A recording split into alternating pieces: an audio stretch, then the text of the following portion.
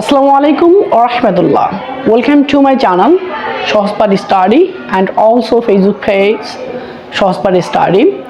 I am Sohail Imran Adi. In front of you today I will discuss about English to Bangla letters, or today I will teach you how to learn English basically from very beginning.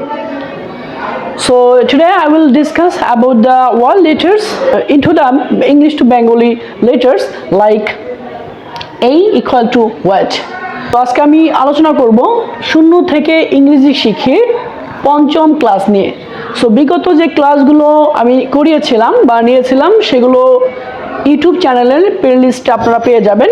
So সেক্ষেত্রে আপনারা ইউটিউবে search করবেন সহজপাঠ study এবং সেখানে গিয়ে দেখবেন প্লেলিস্টে 1 থেকে ক্লাস 4 পর্যন্ত আপনারা ওই ক্লাসগুলো করলে আশা করি আজকের এই ক্লাসটা আপনাদের জন্য বেশি বোধগম্য হবে।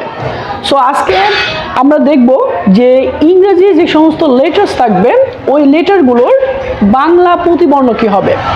সো ইংরেজি যে সমস্ত লেটার থাকবে তার বাংলা প্রতিবর্ণগুলো এগুলো তো আমরা আজকে দেখব, কেননা এই বাংলা প্রতিবর্ণগুলো যদি আমরা না পারি তাহলে আমরা ইংরেজি যে ওয়ার্ডগুলো থাকবে সেই ওয়ার্ডগুলোর আমরা উচ্চারণ করতে পারবো না অ্যাকুরেটলি। ওকে, সো ফার্স্টে দেখেন আজকে আমরা হচ্ছে সিঙ্গেল কিছু বাংলা প্রতিবর্ণ থাকবে, তো সেইগুলো হচ্ছে আমরা দেখব। এরপর ক্লাস 6 আমরা দেখব যে ব্লেন্ডিং লেটার্স আর বাংলা বর্ণের ইংরেজির যে বাংলা বর্ণ থাকবে সংমিশ্রণ আকারে সেগুলো আমরা পরবর্তী ক্লাসে দেখব।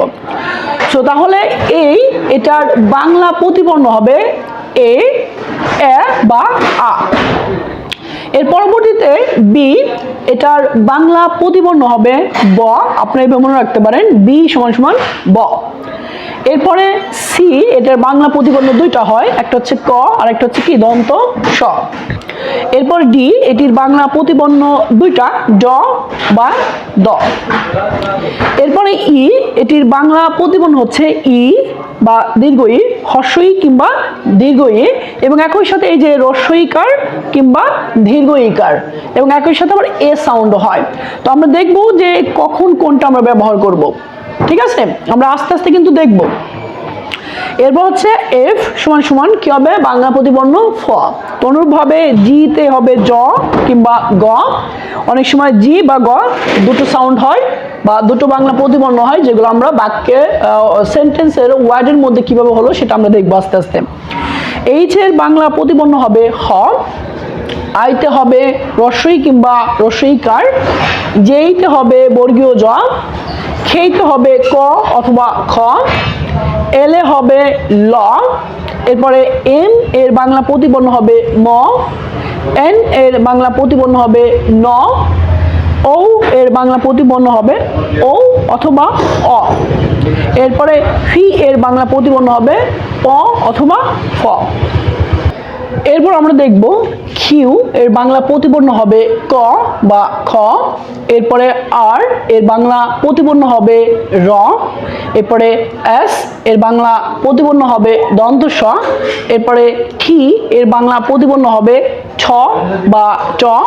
এরপরে ইউ এর বাংলা প্রতিবর্ণ হবে হস্যু অথবা দীর্ঘ উ, অথবা এদের সংক্ষিপ্ত যে কার হস্যু কিংবা দীর্ঘ উ।